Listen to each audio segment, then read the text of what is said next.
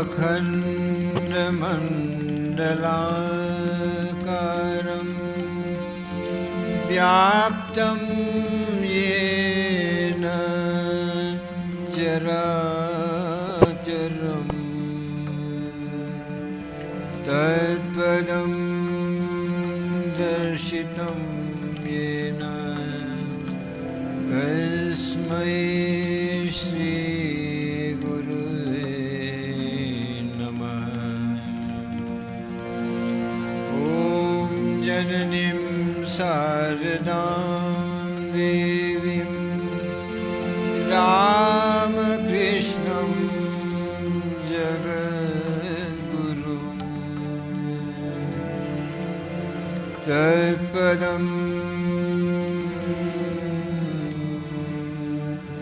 पादपद्मे तयोश्रित्वा प्रणमामि मुहुर्मुहुः।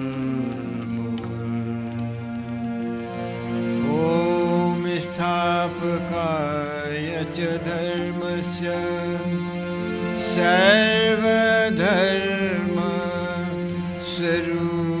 सर्वधर्मस्वरूपिणे अवतार वरिष्ठाय श्रीराम कृष्णाय ते नमः। पवित्रं चरितं यस्य पवित्रं जीवनं तथा पवित्रता स्वरूपिण्यै तस्मै देव्यै नमो नमः। ॐ नमः श्री अतिराजाय विवेकानन्द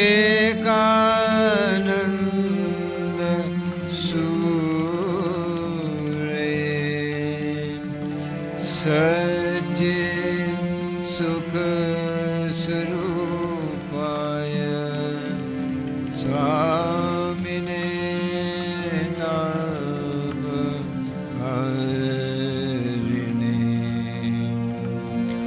तव कथामृतं तप्तजीवनं कविविरीडितं कल्मषापहम्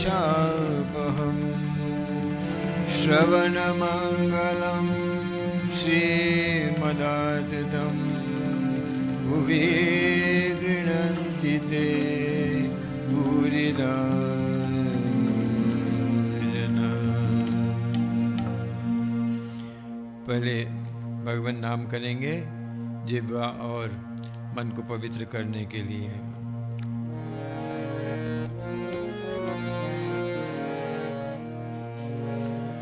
राम कृष्ण राम कृष्ण राम कृष्ण मधुर नाम राम कृष्ण राम कृष्ण राम कृष्ण प्यारा नाम राम कृष्ण राम कृष्ण राम कृष्ण मधुर नाम राम कृष्ण राम कृष्ण राम कृष्ण प्यारा नाम।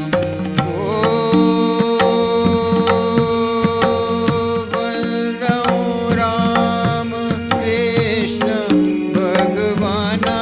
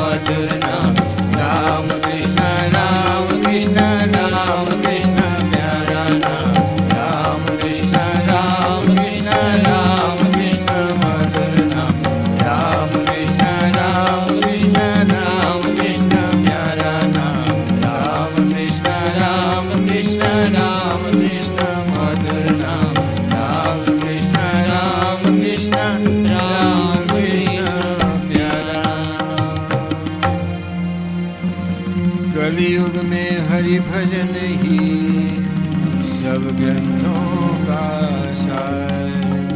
सत्य एक अखिलेश है, मिथ्या जगत पसार।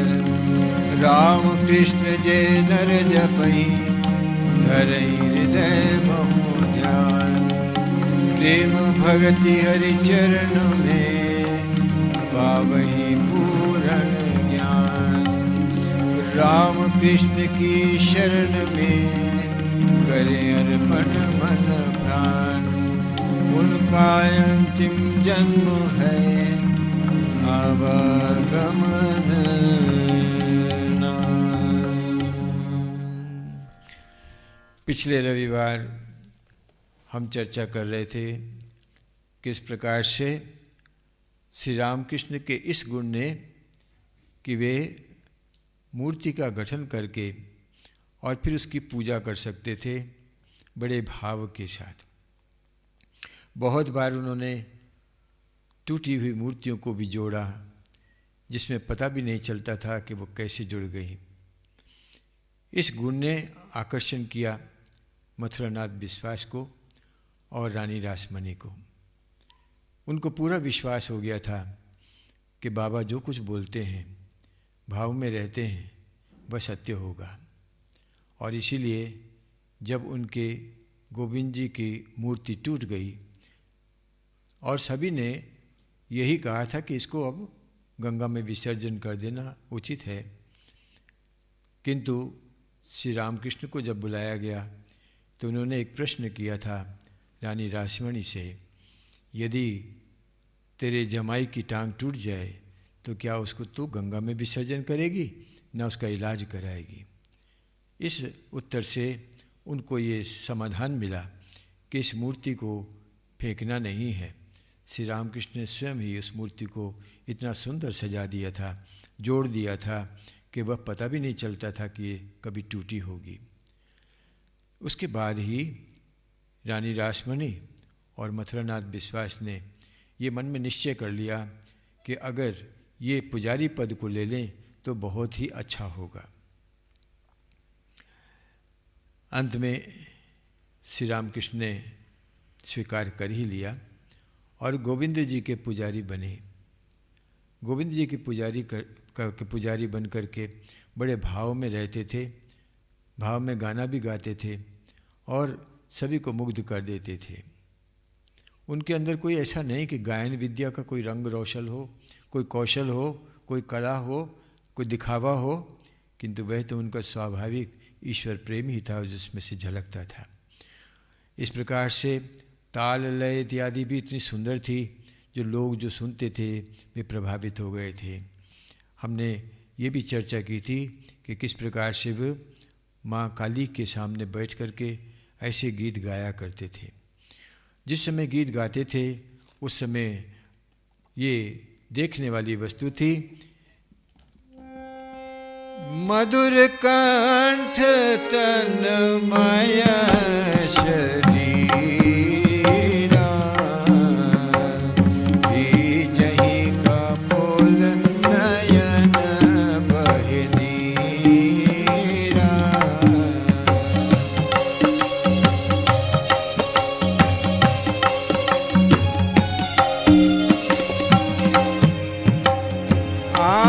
आत्मविभोर प्रभु जब गावहीं, श्रोतागण अति सुख पावहीं।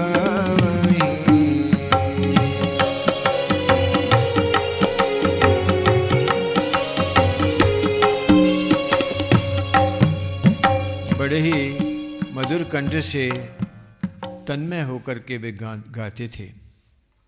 जिस समय गाते थे उनके नैनों से अश्रुधारा प्रवाहित होती थी, उनके कपोलों को भिजा देती थी। इस प्रकार से आत्मविभोर होकर के जब वे गाया करते थे तो जितने भी लोग सुनते उनको बहुत ही सुख मिलता था।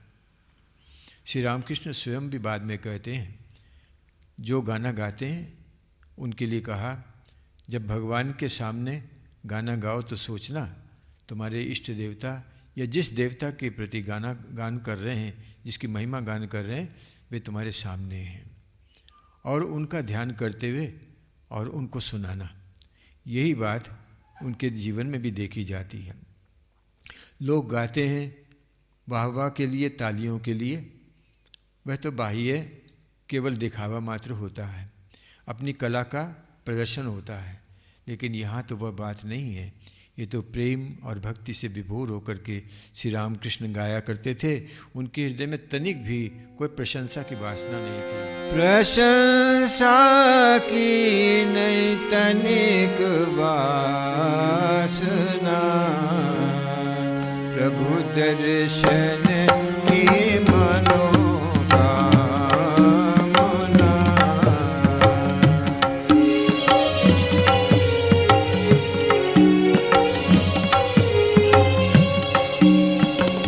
असना होई गायक जग कोई, तन्मय भगति भाव में सोई।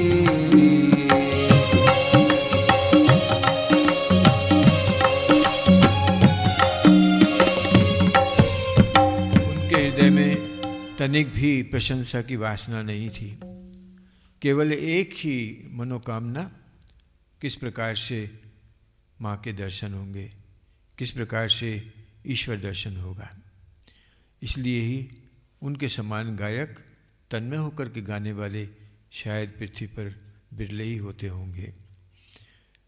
उस समय जब पूजा करते थे, उस समय की भी वर्णना आती है कि पूजा करने के समय, पूजा समय देह सुध नाही, देव मैं मन होत गोसाई। पूजा के समय तनिक भी देह की सुध नहीं रहती थी। मानो उनका मन उस समय जिस देवता की पूजा कर रहे हैं उसी में लीन हो जाती थी। पूजा की पद्धति होती है, उसमें सबसे प्रथम बाह्य शुद्धि की जाती है। पदार्थों की, द्रव्यों की जो पूजा में लगेंगे उनकी शुद्धि की जाती है। वातावरण की शुद्धि की जाती है। जो पुजारी है उसके भी सभी अंगों की शुद्धि की जाती है। ऐसा इसमें प्रथा है, विधि है। जैसे करन्यास, हाथों की जो उंगलियां हैं उसकी शुद्धि करते हैं। अंगन्यास, जो जितने अंग हैं शरीर में उसकी शुद्धि करते हैं। सारे शरीर की शुद्धि करते हैं। उसमें पुजारी अपने चारों ओर जल छिड़कता है, जिस जल के छिड़कने से मंत्र के द्वारा उसमें मानो उसकी रक्षा के लिए अग्नि प्रज्वलित हो, इस प्रकार की धारणा होती है कि उस दायरे में कोई भी विघ्न नहीं आ सकता। तो इस प्रकार की विधि से जब वो पूजा कर रहे थे, देखते हैं करन्यास अंगन्यास जब करहीं, मानो मंत्र प्रकाशित हुई, और शक्ति कुंडलिनी सुषमा पथ से देखी प्रभु निज नयनन से, सर्वाकृति कुंडली उठ धावई, सरसर करी ऊर्ध पथ जावई, देह अंश जोई कुंडली त्यागी, सोई अंश शून्य मृत होई। करन्यास जिस समय करते थे या अंगन्यास करते थे, तो उस समय मानो जो मंत्र वह प्रकाशित हो जाते थे, और मंत्र प्रकाशित होकर के उनकी चारों तरफ से रक्षा करते थे। कुंडलिनी शक्ति मानो उन्होंने देखी कि उनकी कुंडलिनी शक्ति उठ रही है। कुंडलिनी शक्ति उठने का अर्थ ये है कि हमारे मेरुदंड में 7 चक्र होते हैं। आज के आधुनिक विज्ञान की दृष्टि से हम जब श्वास प्रश्वास लेते हैं तो हमारे श्वास के साथ अंदर में ऑक्सीजन जाती है। जितना हम अपने फेफड़ों को फुला सकेंगे उतनी ही ऑक्सीजन अंदर में भरती है। जितना अधिक ऑक्सीजन भीतर में जाएगी उतनी अधिक मात्रा में रक्त जो है वह शुद्ध होगा। अर्थात रक्त में जो कार्बन है वो इस ऑक्सीजन से कार्बन डाइऑक्साइड बन करके निकल जाएगी और जो रक्त के अंदर कार्बन थी वह निकल गई, अर्थात शुद्धता हो गई। ये शुद्ध रक्त जब हमारे मस्तिष्क की ओर जाता है तो वहाँ पर ग्रे मैटर होते हैं, उस जगह पर जा कर के इसमें से एक विद्युत शक्ति निकलती है, ऊर्जा निकलती है जो पॉजिटिव और नेगेटिव होती है। जिस प्रकार से बिजली के तारों में भी पॉजिटिव नेगेटिव होता है और बैटरी में उसको हम भर लेते हैं ताकि जिस समय रोशनी नहीं होगी, इलेक्ट्रिसिटी नहीं होगी, तो इस बैटरी से हम लोग उस ऊर्जा को प्राप्त करेंगे। ठीक उसी प्रकार से हमारे भीतर में शक्ति जागृत होती है और वह शक्ति वहाँ पर पॉजिटिव नेगेटिव दोनों ही पैदा होती हैं, जिनको स्टोर करने के लिए, बैटरी में रखने के लिए वो इस मेरुदंड से नीचे कुंडलिनी तक आता है। ये आज के प्रसंग में कह सकते हैं। तो ये शक्ति प्रत्येक साधक के अंदर स्टोर होती रहती है और ये शक्ति जब जागृत होती है तो उसको जागृत करने के लिए योगी लोग प्राणायाम के द्वारा इसी मूलाधार में जोर से प्रहार करते हैं और वहाँ जो ये कुंडलिनी शक्ति है वह जो सोई भी है वह सोई भी शक्ति जागृत होती है और वो ऊपर की ओर गमन करती है। ये 7 चक्रों को पार करती हुई ब्रह्मांड में जाती है।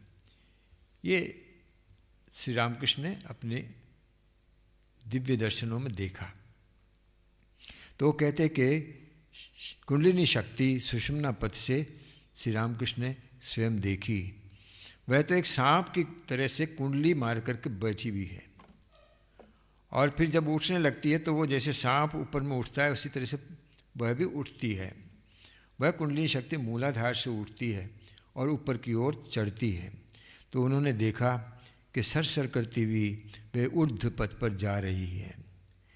देह के जिस अंश को कुंडलिनी शक्ति त्यागती थी, अर्थात जैसे मूलाधार को त्यागा तो वह मृत के समान हो जाता था, मानो उसमें प्राण नहीं है, मृत के समान हो जाता था।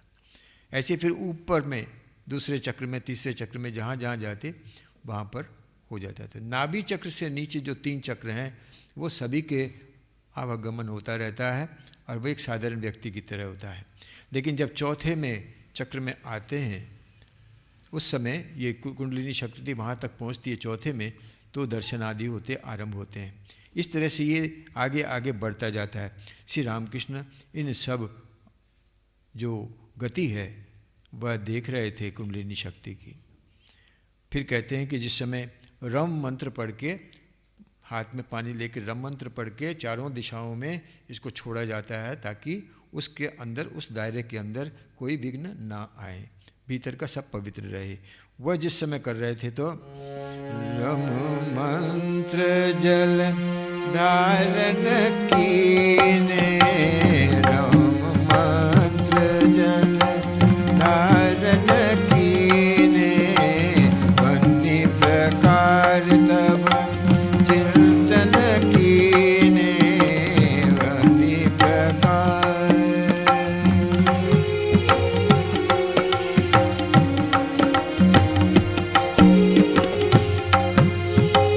जल प्रक्षालन करे जहोरा, मानो अग्नि रेखा जहोरा अग्नि।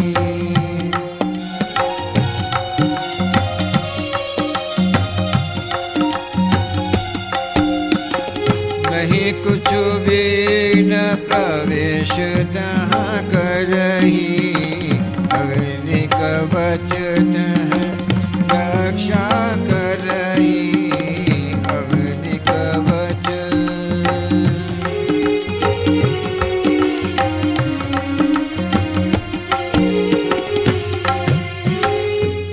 रम मंत्र कह करके जब चारों ओर जल को छिड़का तो उन्होंने चिंतन करके देखा, चारों ओर जैसे अग्नि जल रही है। जल प्रक्षालन करने के साथ साथ ही अग्नि रेखा वहाँ पर चारों ओर उन्होंने दर्शन किया। अब उसके अंदर कोई भी विघ्न नहीं घुस सकता। अग्नि उनके कवच के समान हो गई जो उनकी रक्षा करेगी। उस समय भगवान ने देखा, प्रभु तब देख अस निज नयना, अगम्य दीवाल जाई नहीं वरण। उन्होंने देखा उनके चारों तरफ एक अग्नि की दीवार खड़ी हो गई है, बस उसके अंदर वो अकेले ही हैं। ऐसा जो कुछ कर रहे थे वह दिव्य दर्शन भी उनको होते जा रहे थे। दिव्य भाव में रूप लखी, ब्राह्मण गण करहि विचार, ब्रह्म स्वयं नर रूप धर, पूजा करहि कुमार। ऐसा दिव्य भाव देख करके जो ब्राह्मण गण वहाँ थे, जो देखते थे, उनके मन में यह विचार आया कि ये तो केवल स्वयं नारायण ही अगर अपनी पूजा कर रहे हैं तो ऐसा ही मालूम पड़ता है। मालूम मनुष्य रूप धारण करके नारायण स्वयं पूजा करते हैं, किंतु उनका ये भाव समझना बहुत मुश्किल था। यहाँ तक कि उनके बड़े भाई राम कुमार भी इस भाव को नहीं समझ पा रहे थे। वे जो पूजा में मस्त रहते थे, भगवान की स्तुति गान करते, बाकी समय में चुपचाप बैठे थे या फिर पंचवटी में जाकर बैठ जाते थे। उनके इस भाव को समझना राम कुमार जी के लिए भी कठिन था। किंतु लखी है राम कुमारा, चिंतित भये विशेष प्रकारा।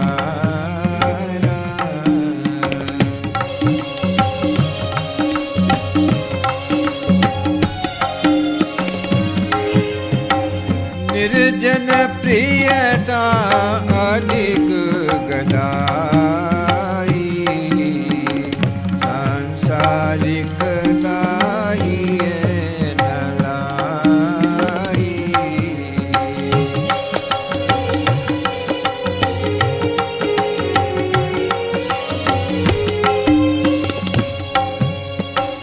अर्थोन्नति ही कारण होई, सोई कारण मन कबहु न होई।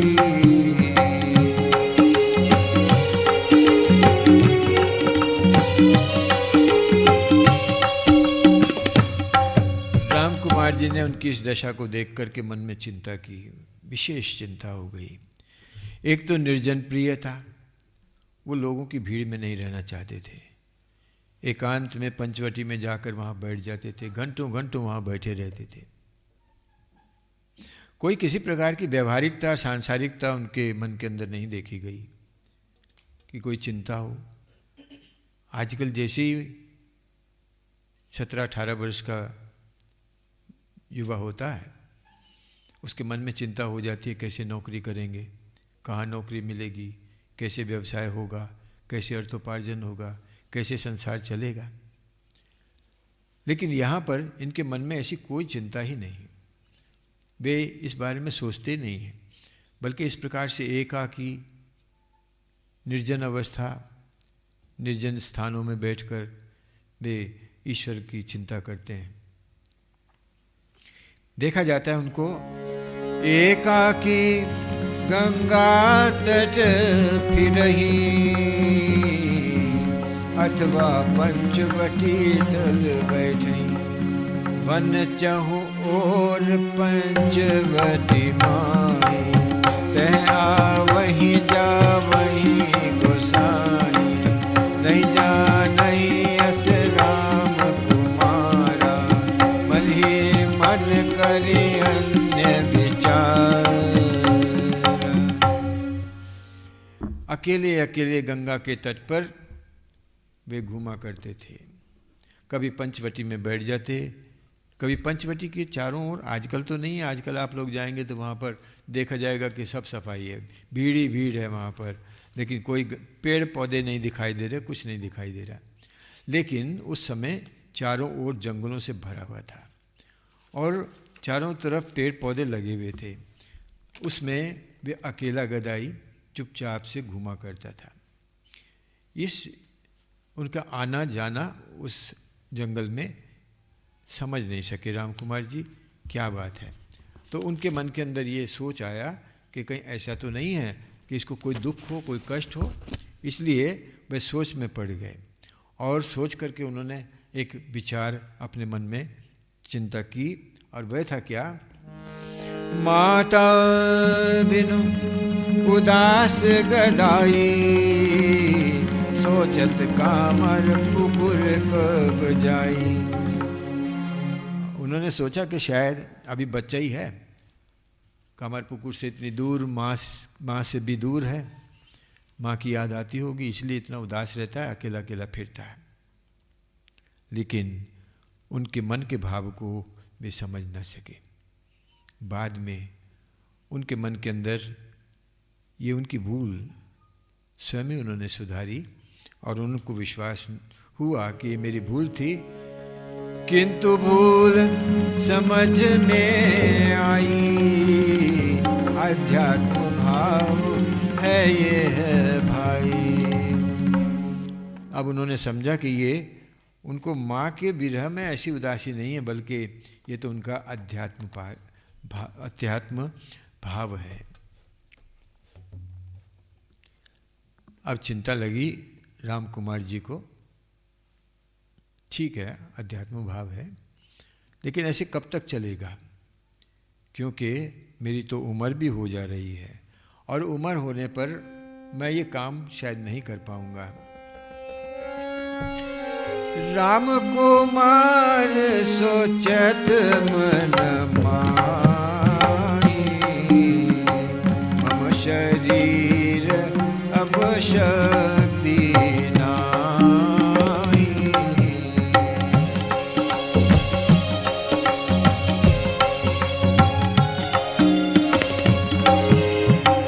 बढ़ती आयु जीवन कछु शेषा, गदाई न जाने आर्थिक पेशा।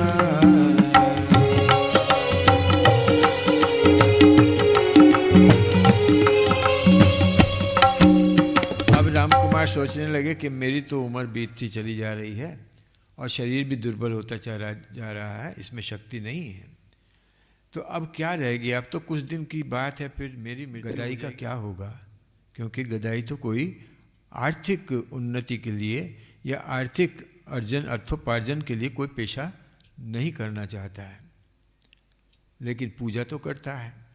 इसलिए उनके मन के अंदर आया कि इसको पूजा में ही विशेष ज्ञान प्राप्त करा दिया जाए। इसलिए उनके मन ने सोचा, चंडी पाठ माँ काली के पूजा, कर्म कांड पद्धति सब पूजा, शिक्षा दे वही श्री राम कुमारा, पारंगत भय जग पूजन हारा, शक्ति मात्र दीक्षा बिनु पूजा, उचित नहीं जानी असूजा, भट्टाचार्य श्री के नारामा, प्रवीण शक्ति साधक सब जाना, दक्षिणेश्वर प्रायते आवै, साधक परम लोग सब मान।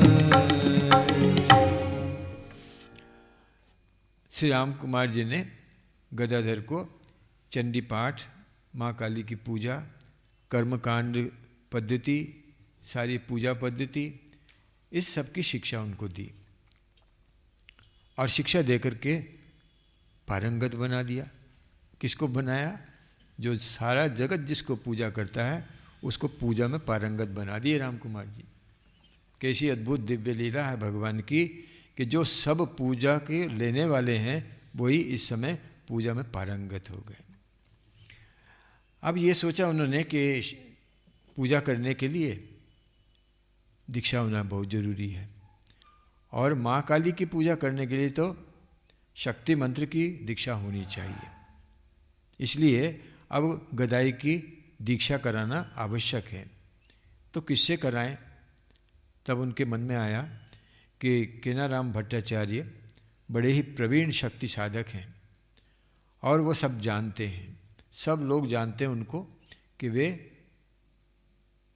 बहुत ही बड़े साधक भी हैं और वो भी शक्ति साधक हैं। दक्षिणेश्वर में प्राय आया जाया करते थे, इसलिए साधक लोग तो उनको सभी पहचानते थे। राम कुमार जी भी पूर्व परिचित अग्रज भाई, तिन सो दीक्षा ले गदाई। अब पूर्व परिचित थे राम कुमार जी भी उनके साथ, इसलिए उनसे उन्होंने प्रार्थना की और केनाराम भट्टाचार्य जी ने गदाधर को दीक्षा दी। दीक्षा गदाई ने उन्हीं से ले ली। अब दीक्षा के समय की बात है। दीक्षा समय तिन भावावेशा,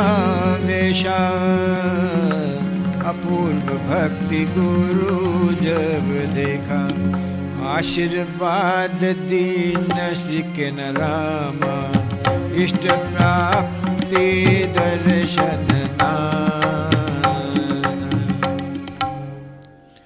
दीक्षा के समय साधारण क्या होता है? दीक्षा का अर्थ है गुरु भगवत मंत्र के साथ अपनी पूरी शक्ति को, गुरु शक्ति को शिष्य में प्रवेश कराता है, आध्यात्मिक शक्ति को शिष्य में प्रवेश कराता है। इसीलिए वह कान के पास से देता है और हाथों से स्पर्श करके दिखाता भी है किस प्रकार से जप करना है। तो इन माध्यम से, मंत्र के माध्यम से वह अपनी शक्ति शिष्य में प्रवेश कराता है। शिष्य उस मंत्र को ग्रहण करता है और वह जितना उसका जप करता है उतना ही वह मंत्र शक्तिशाली हो जाता है, वह मंत्र चैतन्य हो जाता है, वो जड़ नहीं रहता। इसलिए जो मंत्र गुरु ने दिया वह इष्ट के समान है, भगवान के समान है, और वह जितना मंत्र को हम जपते रहेंगे, भजते रहेंगे, उतना ही वह तेज चैतन्य होता जाएगा और अंत में वही मंत्र हमारे लिए ईश्वर दर्शन बन जाता है। तो ये शक्ति का प्रवेश कराना हर एक गुरु का कार्य है। साधारण शिष्य जब गुरु मंत्र लेते हैं उनके अंदर तुरंत ये जागृत नहीं होती है। धीरे धीरे अभ्यास करने के द्वारा वह अपने इस मंत्र में चैतन्यता ला सकता है।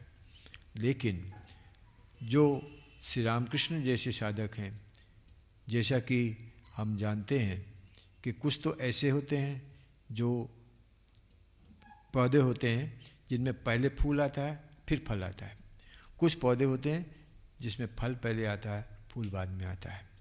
ठीक उसी प्रकार से ये तो वैसे साधक हैं जहाँ पर पहले उनको अनुभूति होती है, बाद में दीक्षा होती है, जबकि साधारण व्यक्ति की दीक्षा पहले होती है और अनुभूति बाद में होती है।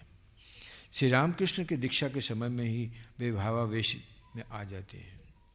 उनके इस भावावेश को देखकर, अपूर्व भावावेश को देखकर, दिव्य भाव को देख कर के केनाराम भट्टाचार्य जी ने उनको आशीर्वाद दिया और इष्ट प्राप्ति के दर्शन की, बहुत प्रकार के दर्शन होने के उनको आशीर्वाद दिया।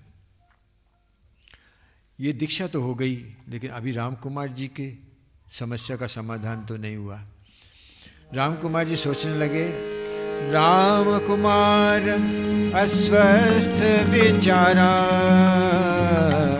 देखी दक्ष प्रभु सब ही प्रकारा, और करी अनुरोध तब मथुरा नाथा, स्वल्प परिश्रम श्री गोविंद, देखी अस्वस्थ श्री राम कुमारा, राजा बाबू मन ही विचारा, स्वल्प परिश्रम श्री गोविंद सेवा, राम कुमार काज सोई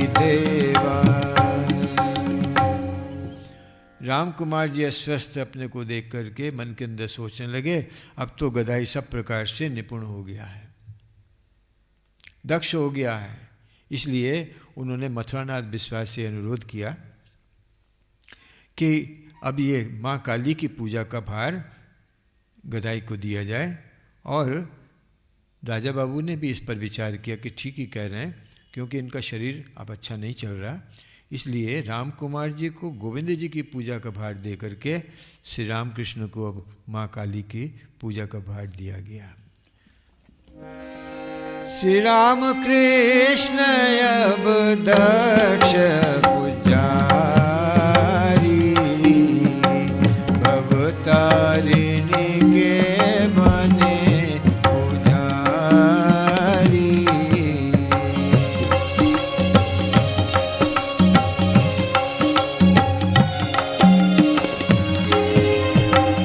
बीते दिन कछु राम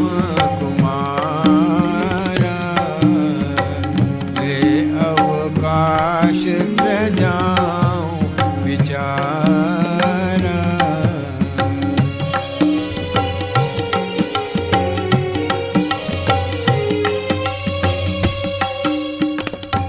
श्री रामकृष्ण जब अब दक्ष पुजारी हो गए तो उनको भवतारिणी के पुजारी बना दिया गया।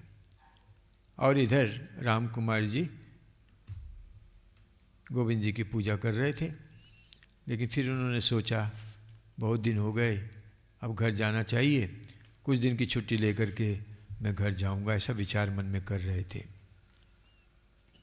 ताकि वहाँ कुछ विश्राम भी कर पाएंगे। और गदाई काम में लग गया है, इसलिए निश्चिंत भी हो गए थे। लेकिन जो होनी होती है उसको कोई रोक नहीं सकता। मनुष्य सोचता कुछ है, होता कुछ और है। भगवान की अपनी प्लान चलती है, भगवान की जो योजना है उसके सामने मनुष्य की नहीं चलती। तो इसलिए हम देखते हैं विभिन्न जगहों में, विशेषकर मैं अक्सर कहा करता हूँ स्वामी अतुलानंद जी महाराज की बात। एक दिन जब उनकी अवस्था बहुत ख़राब थी और हम लोग सेवक लोग सोच रहे थे महाराज को किसी प्रकार से आराम मिलना चाहिए, या तो और नहीं तो शरीर चला जाए, ताकि उनको इस कष्ट से बच जाए। महाराज जी ने देख लिया और मुझे पास में बुलाया और उन्होंने कहा, खबरदार कभी भी भगवान से इस प्रकार की प्रार्थना नहीं करना। कैसे समझ गए मुझे नहीं मालूम, लेकिन उन्होंने इसी प्रकार से कहा, ऐसा मत करना। जानते हो भगवान श्री राम कृष्ण को कैंसर हुआ था, लेकिन कभी क्या उन्होंने माँ से प्रार्थना की थी कैंसर को हटाने के लिए? ऐसा नहीं करना। अरे उसकी इच्छा पूर्ण होने दो, उसी की इच्छा पूर्ण होने दो। तो ये जो भक्त होता है, साधक होता है, वह तो उनकी इच्छा पर ही निर्भर करता है, और होता भी यही है। उनकी अपनी इच्छा कुछ नहीं होती। जो अपनी इच्छा करते हैं वे फिर बाद में उनके हाथ में केवल निराशा ही हाथ लगती है। इसलिए यहाँ पर देखेंगे, सोचा तो उन्होंने राम कुमार जी ने ये था कि अवकाश लेकर के कामरपुकुर जाएंगे और कुछ दिन वहाँ रह करके आएंगे, किंतु संभव हुआ न भाई, राम कुमार देह तज जाई। राम कुमार जी इसी बीच में उनकी मृत्यु हो जाती है। उन्होंने 1 वर्ष भवतारिणी सेवा राम कुमार, माँ जगदम्बा ले गई तिनके भव से पार। भवतारिणी की सेवा केवल 1 वर्ष ही कर पाए थे राम कुमार जी, लेकिन देखा जाता है कि इस 1 वर्ष की सेवा से ही संतुष्ट होकर के माँ उनको अपने पास ले जाती हैं। अब देखते हैं इधर राम कुमार जी की मृत्यु के बाद श्री रामकृष्ण के जीवन दक्षिणेश्वर में साधनामय जीवन है। मानव जाति को साधना सिखाने के लिए श्री रामकृष्ण ने ये साधना लीला की। इस साधन लीला में इतने वर्षों में उन्होंने 12 वर्षों की तपस्या में हिंदू धर्म के, इस्लाम धर्म के, ईसाई धर्म के, वेदांत धर्म के सभी साधनों को अपने जीवन में ला कर के उसे सिद्ध करने का प्रयास किया। पितृतुल्य श्री राम कुमारा, सहसा ते परलोक सिधारा। व्यथित हृदय श्री भगवाना, जगन्नाथ नाथ निज माना। जानहु सब मिथ्या संसारा, जगन्माता सत्य आधारा। पूजन महु मन दिया विशेषा, जगदम्बा दर्शन अभिलाषा। श्रीमद् भगवद गीता में भगवान कृष्ण कह रहे हैं, जन्म मृत्यु जरा व्याधि दुख दोषानुदर्शनम। साधक को सब समय जन्म, मृत्यु, बुढ़ापा और रोग, इनका चिंतन करना चाहिए, इनके दोष को देखना चाहिए। कहने का तात्पर्य है कि इस जीवन में ये सबसे बड़े दुख हैं। एक तो जन्म का, माता के गर्भ में 9-10 महीने अंधेर कोठरी में पड़ा रहता है, न खा सकता है, न पी सकता है, न कुछ जानता है, आंखें बंद रहती हैं, उस गंदगी में पड़ा रहना पड़ता है। उसके बाद जब जन्म होता है तो बड़े कष्ट से बाहर आता है। बाहर आता है तो रोता है, चिल्लाता है, अपने कष्टों को किसी को बोल नहीं सकता, केवल रो करके रोता रहता है। और रोने से ही माँ अगर समझ ले कि उसको क्या कष्ट है। ऐसा देखा जाता है, पेट में दर्द हुआ लेकिन वो रो रहा है, कैसे पता करें पेट में दर्द हो रहा है ना, वो क्या हो रहा है, हाथ में हो रहा है, पाँव में हो रहा है, कहाँ हो रहा है। माताएं कुछ इसके अपने अपने ढंग से देखने की कोशिश करती हैं। हमने देखा एक बच्चा बहुत रो रहा है, उसको बहुत प्रकार से प्यार करके गोदी में खिला करके प्रयास किया गया, कुछ नहीं हुआ। आखिर वो कहाँ दर्द हो रहा है नहीं मालूम पड़ रहा। 20-25 मिनट इस प्रकार से चीखता, वो रो रहा है बहुत ज़ोर से। तो माँ सोचती है, अच्छा देखें कि पेट में तो नहीं दर्द हो रहा है, लेकिन पेट में दर्द कैसे मालूम पड़ेगा। इसलिए हींग और हल्दी तेल में गरम करके ला करके उसकी नाभि में लगाया, थोड़ी देर में शांत हो गया। इसका मतलब पेट में दर्द था। तो ऐसे मनुष्य उस अवस्था में, शैशव अवस्था में बोल भी नहीं सकता। वो इन्फेंट बोल भी नहीं सकता है, कुछ कह भी नहीं सकता, एक्सप्रेशन भी नहीं दे सकता है। भूख लगी तो भी रोता है, प्यास लगे तो भी रोता है, दूध पीना हो तो भी रोता है। इस प्रकार का कष्ट रहता है। फिर थोड़ा और बड़े हुए तो अब पढ़ाई लिखाई करना पड़ेगा, स्कूल में जाना पड़ेगा, अध्ययन करना पड़ेगा, इधर भी कष्ट है। फिर पढ़ाई लिखाई ख़त्म हुई तो अब नौकरी खोजो, नौकरी खोजो, कहाँ धंधा मिलेगा, कैसे मिलेगा, कैसे अर्थोपार्जन होगा। वो हो जाए तो माँ बाप कहते हैं अब विवाह कर देना चाहिए। तो विवाह हो गया, और विवाह के बाद फिर अब बच्चे हुए, अब इसकी चिंता उसकी चिंता, आज ये बीमार है, आज उसका ये करना, आज इसको पढ़ाई में भेजना है, आज उसकी शादी करनी है, आज इसकी है, सब झमेला झंझट रहता है मनुष्य के जीवन में। और बड़ा हो जाए, कुछ गरीबी में कटता है, कुछ अमीरी में कटता है, कुछ दुखों में कटता है, कुछ चिंताओं में कटता है।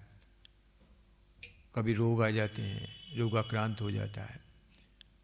पैसा है तो भी रोग आ जाए तो कोई रोक नहीं सकता। दवाइयाँ करने से रोग का निवारण नहीं हो रहा, मृत्यु आ जाने से कोई रोक नहीं सकता है। बुढ़ापा आता है तो बुढ़ापे में कितना कष्ट है, चल नहीं सकता, बोल नहीं सकता, दांत गिर जाते हैं, आंखों से दिखाई नहीं देता, कान से सुनाई नहीं देता, कितना कष्ट ही कष्ट है। इसलिए श्री राम कृष्ण कहते हैं कि इसको देखना चाहिए। जीवन के कष्टों को देखने से वैराग्य उत्पन्न होता है। तब सोचते हैं कि अच्छा अब इसके बाद क्या होगा। मृत्यु सबसे बड़ा भय होता है, मृत्यु, मरेंगे तो क्या हो जाएगा, कहीं मर ना जाए, मर ना जाए। अरे मरना तो है ही है, लेकिन उसका भय रहता है। इन सब से छूटने के लिए मनुष्य तब ईश्वर की ओर देखता है, मन उधर जाता है। यह साधारण जीवन में जिस प्रकार से है, वैसे श्री रामकृष्ण के इस लीला में हम देखेंगे कि इस प्रकार की घटनाओं का क्या प्रभाव पड़ सकता है, वही यहाँ पर दिखाई दे रहा है। पिता के समान बड़े भाई राम कुमार जी की मृत्यु के पश्चात, अचानक उनका परलोक गमन होने के पश्चात उनके मन के अंदर बहुत व्यथा हुई, बहुत दुख हुआ, और उन्होंने सारे विश्व के नाथ होते हुए भी, जगन्नाथ होते हुए भी अपने को अनाथ समझा। अब मेरे को कौन देखेगा, अब मेरा कौन होगा, अब मेरा कोई भी नहीं है, इस प्रकार की चिंता उनके मन के अंदर आई। लेकिन इसी घटना से उनके मन में दूसरा विचार आया, समझ गया इस संसार में इसी प्रकार से है, ये सारा संसार तो मिथ्या है, ये मृत्यु होती है तो सब कुछ खत्म। जिसको आज तक हम कहते थे कि ये मेरा संसार है, ये मेरा घर है, ये मेरे भाई हैं, ये मेरे माता पिता हैं, ये मेरी पत्नी है, ये मेरे पुत्र हैं, ये मेरी बेटी है, ये मेरा कुटुंब है, आज मेरा परिवार है, आंख बंद होने पर कुछ भी नहीं रहता। इस प्रकार से मन में जब चिंता आई तो ये गदाई ने मन के अंदर ये सोचा, अब तो एकमात्र जगदम्बा की अभिलाषा ही होनी चाहिए, जो सत्य है, जो नित्य है, जो अनंत है, जो मेरा अपना है, जिसके पास मृत्यु के बाद में भी जाएंगे, केवल उसी का चिंतन करना चाहिए। ऐसा सोच करके माँ जगदम्बा की दर्शन की अभिलाषा लेकर के वे अपने मन को सजाने लगे। हृदय के अंदर वैराग्य की अग्नि प्रज्वलित हो गई और माँ के दर्शन की व्याकुलता और बढ़ गई। जिस समय पूजा करते, करी पूजा सोचत मन माही, केहि कारण नर इह तन पाए। पूजा करते हुए सोचते, अच्छा ये मनुष्य शरीर मिला किस लिए? अगर यही हो कि जन्म हुआ, बड़े हुए, बूढ़े हुए, रोगी हुए, मृत्यु हो गई, बस इसमें खाया पिया, धनोपार्जन किया, संसार किया, कुछ न हो सकता है, कुछ नाम यश कर लिया, किसने भले काज कर लिए, क्या यही संसार है? ना कुछ और है। शरीर किस लिए मिला, इसका क्या उद्देश्य क्या है? तब उस समय तन में होई तह प्रभु बैठई, सारा दिन जगदम्बा सब काटे, और प्रेम विवल तन में होई गाई, माँ के अद्भुत गीत सुनाई, राम प्रसाद कमला कांता, रचित गीत माँ को सुनाता।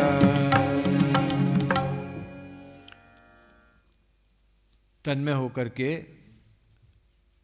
माँ जगदम्बा के पास बैठते, सारा दिन बस वहीं पर बैठे रहते, प्रेम से विवल होकर, भक्ति से विवल होकर के, तन्मय होकर के गाते थे, माँ को अद्भुत गीत सुनाते थे अकेले अकेले। गीत कौन से? ना जो कमलाकांत और राम प्रसाद के गीत थे, उनके रचित जो गीत थे वही माँ को सुनाते थे। मंदिर द्वार बंद करी, पंचवटी प्रभु जाए, नित्य सारी रात तह ध्यान करहीं गदाए। अब मंदिर का द्वार बंद करके, क्योंकि अभी तो मंदिर तो सारा दिन खुला नहीं रहेगा, अब मंदिर के द्वार बंद करके, लेकिन अभी माँ को छोड़ेंगे कैसे, इसलिए निर्जन में पंचवटी में जा कर के बैठ जाते थे और सारी रात वहाँ पर माँ के ध्यान में मस्त रहते थे।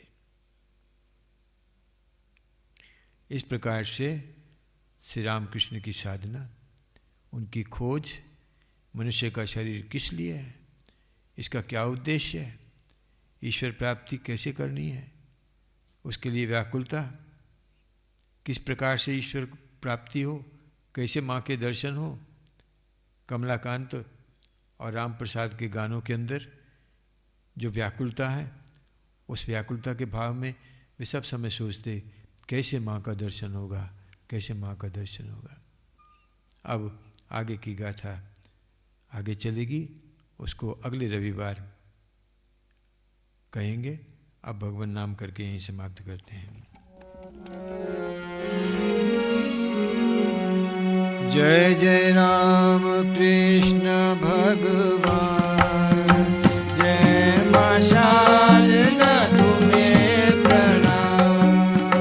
जय जय राम कृष्ण भगवान, जय माँ शारदा तुम्हें प्रणाम। जय जय राम कृष्ण भगवान, जय माँ शारदा तुम्हें प्रणाम। जय जय राम कृष्ण भगवान, जय माँ शारदा तुम्हें प्रणाम। जय जय राम कृष्ण भगवान, जय माँ शारदा तुम्हें प्रणाम। जय जय राम कृष्ण भगवान, जय माँ शारदा तुम्हें प्रणाम। जय जय राम कृष्ण भगवान, जय माँ शारदा तुम्हें प्रणाम। जय जय राम कृष्ण भगवान, जय माँ शारदा तुम्हें प्रणाम। जय जय राम कृष्ण भगवान, जय माँ शारदा तुम्हें प्रणाम। जय जय राम कृष्ण भगवान, जय माँ शारदा तुम्हें प्रणाम।